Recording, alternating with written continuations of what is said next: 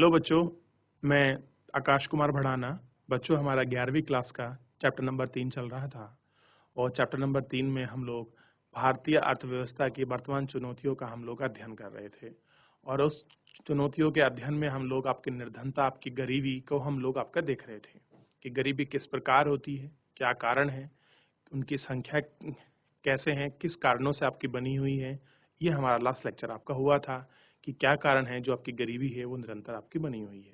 उसमें हमने जो हमारा लास्ट लेक्चर हुआ था, उस लेक्चर में हमने उन 5 कारकों को भी पढ़ा और आज उनका विस्तृत से हम लोग अध्ययन करेंगे। साथ में बच्चों, मैं आपसे उम्मीद करता हूं कि जितना भी आपका ये चैप्टर आपके लेक्चर हो रहे हैं, आपने उनको निरंतर अपने घर में बैठकर आप उन्हें पढ़ रहे हैं।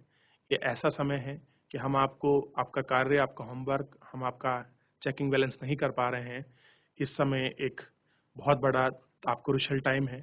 तो मैं उम्मीद करता हूं कि सभी बच्चे अपनी पूरी ईमानदारी और लगन के साथ अपनी पढ़ाई को बहुत अच्छे से कर रहे होंगे। तो बच्चों, आज हमें उस कारकों को देखना है जो हमारी अर्थव्यवस्था में आपके गरीबी के सबसे बड़े फैक्टर बने हुए हैं। उन फैक्टरों को हम लोग आपका देखेंगे कि ऐसा क्या कारण है कि आपकी गरीबी निरंतर आपकी बनी हुई है। तो सभी बच्चे अपनी किताब, कॉपी, पेंसिल लेकर बैठ जाएं और ध्यान दीजिए टीवी स्क्रीन की तरफ। अब हम चलते हैं डिजिटल बोर्ड के माध्यम से।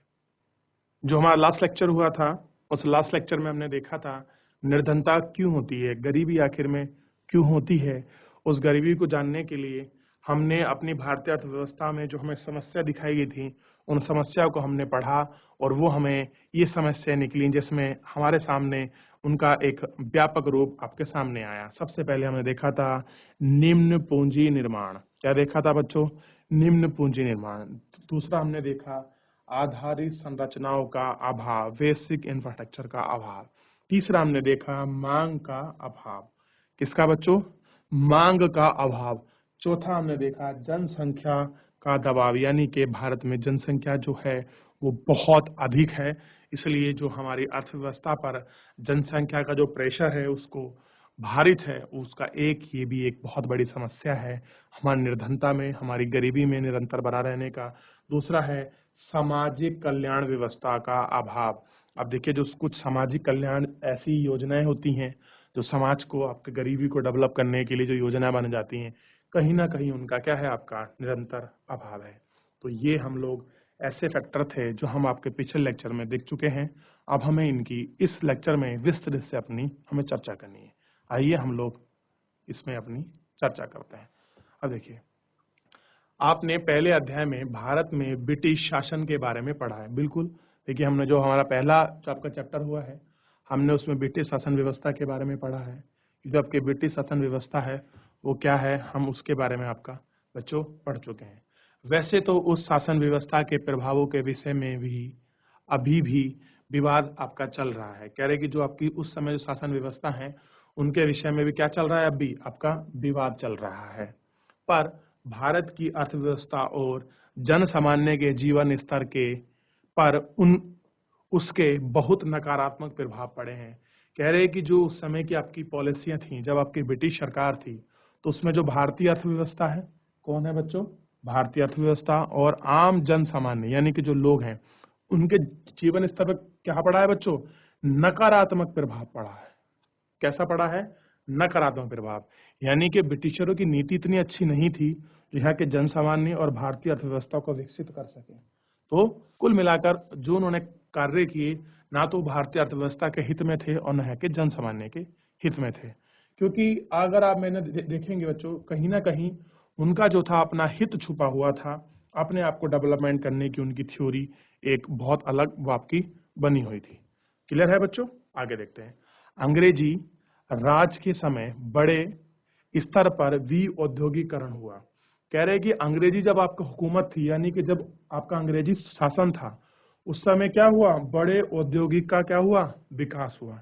इंग्लैंड से लंकासायर तक विनिर्माण सूती कपड़े के आयात ने काफी मात्रा में स्थानीय उत्पाद को विस्थापित आपका कर दिया और भारत कपड़े के स्थान पर सूती धागे का निर्यात होकर रह गया। अब देखिए कि इंग्लैंड से लेकर श्रीलंका तक की जो स्थिति है, वहां आपके सूती कपड़े का क्या हो गया? निर्यात का स्थान बन गया, आयात का, कि सब यहां से क्या होगा? आयात होगा। लेकिन पहले तो जहां हम सूती कपड़े का निर्माण कर रहे थे, अब हम क्या कर पा रहे हैं, जो है कि खुद लोग थे वो क्या करने लगे, धागे बनाने लग गए। क्या बनाने लग गए, धागे। यानी कि जो हम पहले अपने सूती कपड़े बनाकर बेच रहे थे वो अब नहीं बिक पा रहे हैं, तो हम लोग क्या बना रहे हैं, धागा बना रहे हैं। वो जो हमारी कॉटन थी, उस कॉटन को वो धागे के रूप में यहाँ से लेते थे, इंडिया से उसको कहाँ ले आते थे, इंग्लैंड। और इंग्लैंड में उसको मैन्युफैक्चरिंग कर हल्के अच्छे और उन्नत आपके कपड़े बनाकर उनको भारतीय बाजारों में बेचा जा रहा था, जिसके सामने जो हमारे उद्योग थे, जो हमारे कपड़े थे वो अच्छे नहीं थे और वो टिक नहीं पाए। और यही कारण था कि उन्होंने विश्व बाजार पर या भारतीय बाजारों पर उन्होंने अपना कब्जा कर लिया। ये लोग हम ये चीज, इसके बारे में हम चैप्टर नंबर 1 में मैंने आपको बहुत विस्तृत से पढ़ाया है और हमने पढ़ा है। क्लियर है बच्चों? अब इससे आगे देखते हैं। देखिए, अंग्रेजी राज की अवधि के दौरान 70% से अधिक भारतीय कृषि पर आश्रित थे। कह रहा है जब अंग्रेजी शासन था उस समय 70% लोग किस पर आश्रित थे बच्चों, एग्रीकल्चर पर। यानी कि ये ऐसा टाइम है बच्चों आपका जब अंग्रेजी हुकूमत थी, यानी कि बच्चों कब, आपके 1947 से पहले अगर आप देखेंगे तो हम आजाद कब हुए बच्चों, 15 अगस्त 1947 को। क्लियर हो गया बच्चों, कब हुए हम, देखिए ध्यान दीजिए, जो हम लोग आजाद हुए हैं 15 अगस्त 1947 को। लेकिन अगर आप इससे पहले की बात करोगे तो इससे पहले जो जितना भी आपके लोग वेस्ट थे किस पर थे, मेनली एग्रीकल्चर पर आधारित। तो कितना, 70%, यानी कि भारत की बहुत बड़ी जनसंख्या किस पर निर्भर हो रही थी बच्चों, एग्रीकल्चर पर। अब आप देखिए कि क्या स्थिति आपकी उस समय की आपकी बनी हुई थी जो आपका जीवन निर्वाह करने के लिए। ठीक है, उस क्षेत्र में जीवन निर्वाह पर अन्य बातों की अपेक्षा अधिक महत्वपूर्ण प्रभाव पड़ा। कह रहे कि जीवन निर्वाह पर जो अन्य बातें हैं उन पर क्या पड़ा, आपका महत्वपूर्ण प्रभाव पड़ा। अंग्रेजी नीतियों ने ग्रामीण करों के भार को बहुत अधिक कर दिया। कह रहा है जो अंग्रेजी जो आपकी नीतियां थी, जो अंग्रेजों ने जो अपनी पॉलिसी बनाई थी, उन नीतियों ने क्या करा, जो आपके ग्रामीण कर थे, जो गांवों में टैक्स लगते थे, उनको क्या कर दिया, बहुत अधिक कर दिया। यानी कि जब ब्रिटिशरों की आपकी पॉलिसी आई, उन पॉलिसी आने के बाद जो भी आपके ग्रामीण लोगों पर जो आपका टैक्सेशन हुआ वो कैसा हुआ बच्चों, बहुत अधिक कर दिया गया। यानी कि टैक्स की जो मात्रा थी उनमें निरंतर कैसी हुई, आपकी वृद्धि हुई। और उनके वृद्धि होने के कारण लोगों को जन सामान्य के जो पैसा है या आय है उस पर एक फर्क दिखाई दिया, असर दिखाई दिया उसका, जिसे व्यापारी और महाजनों को बड़े भूस्वामी बनाने में सहायता मिली। कह रहे कि जो ऐसी नीतियां थी, जो ये नीतियां बनी, इससे क्या हुआ, आपके बड़े भूस्वामी यानी कि बड़े जमींदार आपके, और जो आपके महाजन और आपके व्यापारी, ये ऐसे वर्ग उठे जिन्होंने क्या हुआ, जिन्होंने ग्रामीण क्षेत्रों की तरफ क्या कर दिया, पूरा अपना विस्तार किया। और वहां देखेंगे आप, हमने चैप्टर नंबर 1 में इसको बहुत अच्छे से पढ़ा है, 2 में भी हमने इसको देखा कि किस प्रकार उनकी ऐसी नीतियां बनी कि उन्होंने पूरी गरीबी को और चरमरा दिया गया। ये पहले चैप्टर में आप लोग पढ़ेंगे जब वो जमींदारी व्यवस्था आप लोग अंग्रेज आपकी लेके आए थे बच्चों। क्लियर है? अब देखिए कौन कौन से वर्ग निकल गए उनके लिए, व्यापारी और महाजन क्या हो गया एक, ये उनके लिए बहुत अच्छी हो गई। ब्रिटिश राज में भारत ने खाद्यान्नों का निर्यात आरंभ क्या कर दिया, निर्यात आरंभ आपका कर दिया।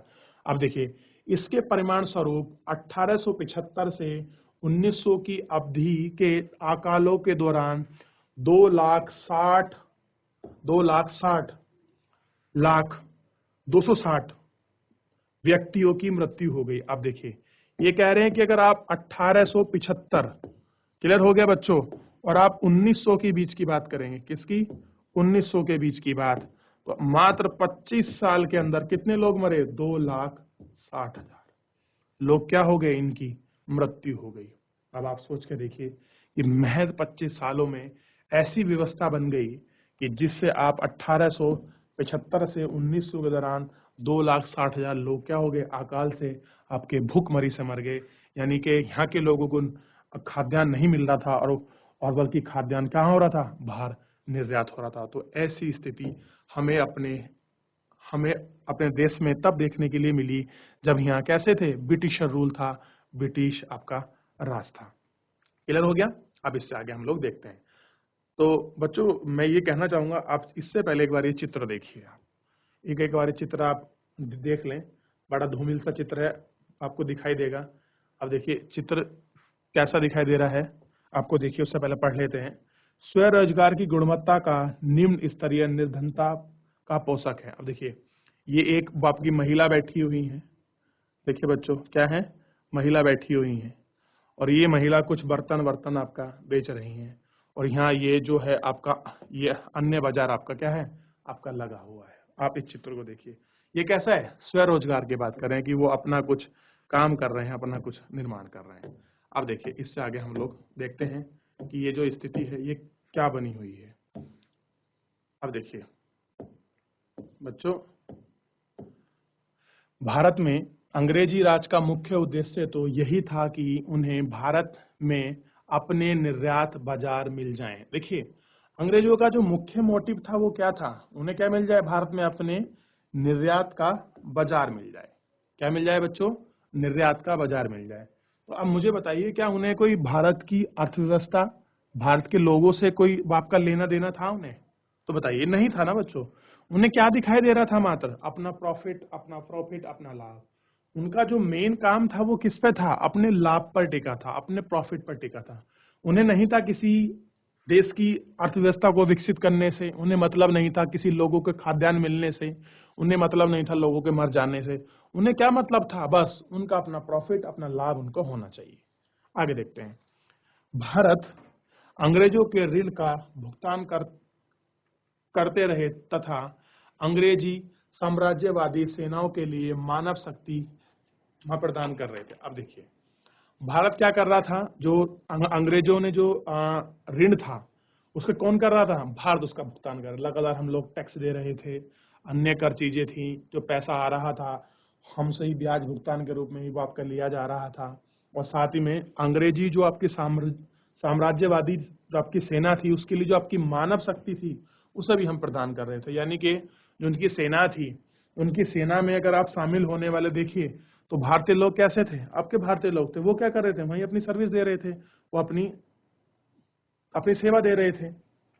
आगे देखते हैं।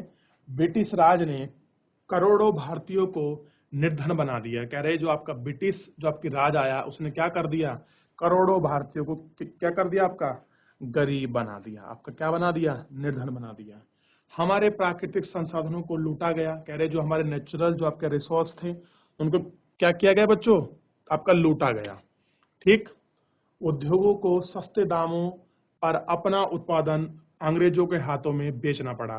कह रहे जो कुछ ऐसे उद्योग थे जो आपके लोकल थे, जो थे, बच्चों ने क्या करना पड़ा, सस्ते दामों में अपने उत्पादों को बेचना पड़ा। कहाँ बच्चों, अंग्रेजों के हाथों में। और हमारे खाद्यान्न का भी निर्यात क्या कर दिया गया, निर्यात कर दिया गया। अब सोचिए जो हमारे खाने के लिए खाद्यान्न था, गेहूं चावल थे, उसका भी क्या कर दिया गया बच्चों, आप सोच कर देखिए, उसका भी निर्यात कर दिया गया। यानी कि खाने के लिए नहीं मिल रहा था, अकाल पड़ रहा था और अंग्रेज लोग उसका बाहर क्या कर रहे थे, निर्यात कर रहे थे, उसको बेच रहे थे। कितने ही लोग अकाल और भूखमरी के कारण मर गए। कह रहे ना जाने कितने ऐसे लोग थे जो अकाल और भूखमरी के कारण क्या थे, आपके मर गए थे। 1857-58 में स्थानीय नेताओं को हटाने, किसानों पर भारी कर थोपने और अन्य आक्रोश ने सिपाहियों द्वारा अंग्रेजी शासन के खिलाफ विद्रोह का स्वरूप ले लिया। कह रहे कि जो 1800 आपके 57 में क्या हुआ था, जो स्थानीय नेता थे उनको उन्होंने आपका हटा दिया।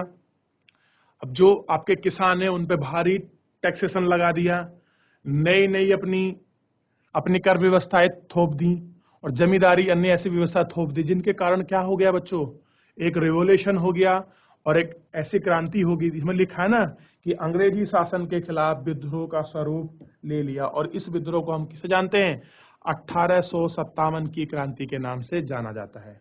यानी कि अगर आप देखेंगे जो 1857 क्रांति का स्वरूप हुआ है वो कहीं ना कहीं अंग्रेजों की आपकी नीतियों का ही आपका परिणाम है, उनका ही रिजल्ट था, जो लोगों में जो असंतोष हो गया था और जिसके कारण हमें ये सब कुछ आपका देखने के लिए मिला। क्लियर है बच्चों?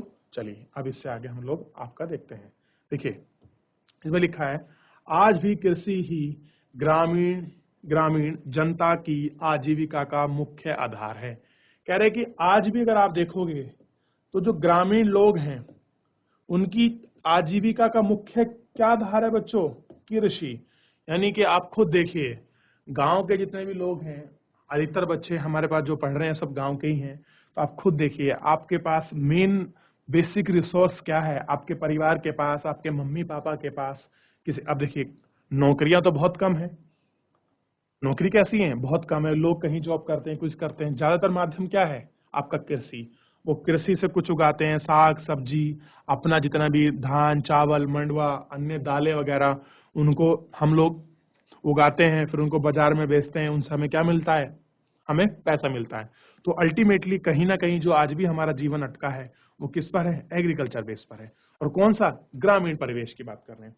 तथा भूमि ही उनकी प्राथमिक प्राथमिक परिसंपत्ति है। यानी कि जो कह रहे हैं, जो जो आपकी जमीन है वो क्या है? उनकी परिसंपत्ति है, वो इनका पैसा है, वही सब कुछ है उनका, वही उनकी एसेट है।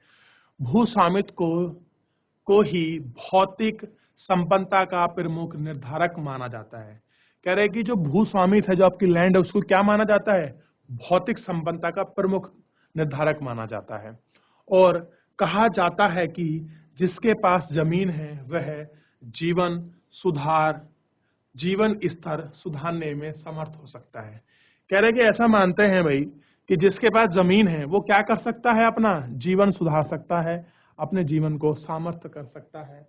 ये सब ऐसी स्थिति हमारे सामने है कि अगर किसी के पास जमीन है तो वो उसका पैसा है, वो उसकी एसेट है, वो उसकी संपत्ति है, उसकी परिसंपत्ति है।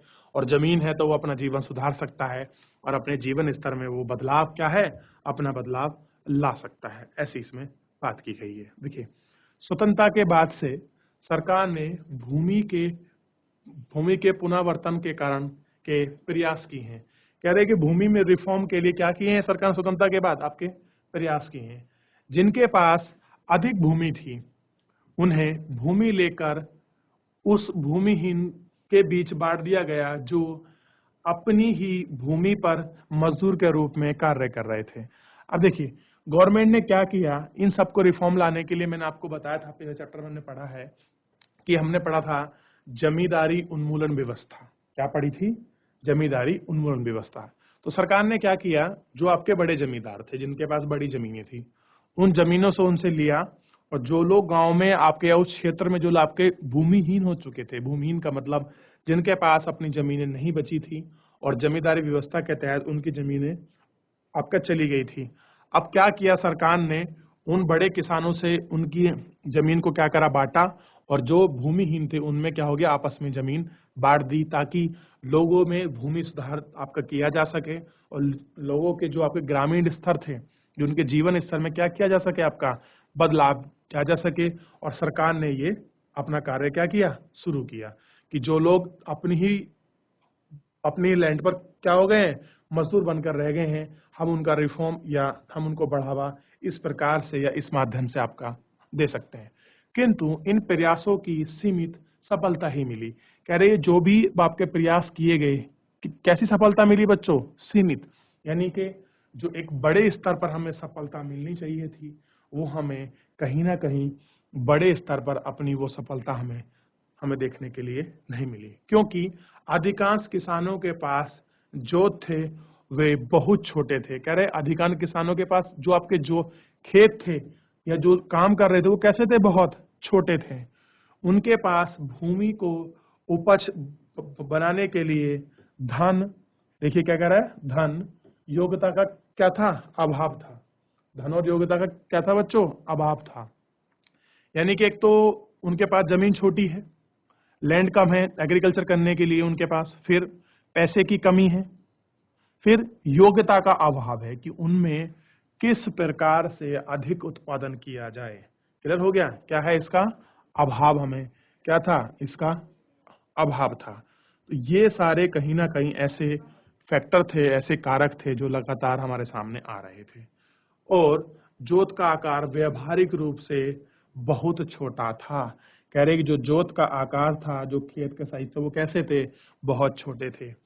अधिकांश भारतीय राज्य भूमि के पुनर्वर्तन की नीतियों को लागू करने में असफल रहे। कह रहे कि बहुत से ऐसे आपके राज्य थे जो लैंड रिफॉर्म करने में क्या रहे? असफल रहे। कि क्लियर हो गया बच्चों? ग्रामीण भारत में बसे निर्धन अधिकांशतः